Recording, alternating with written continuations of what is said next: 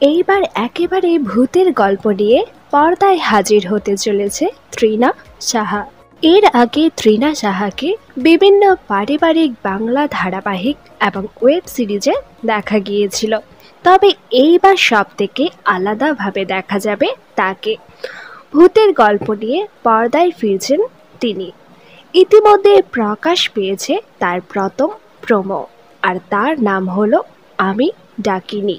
তবে এইবার আর বাংলা নয়, একেবারে হিন্দি ধারাবাহিকে দেখা যাবে তাকে। হিন্দির সনি টিভিতে আসতে চলেছে তার নতুন ধারাবাহিক।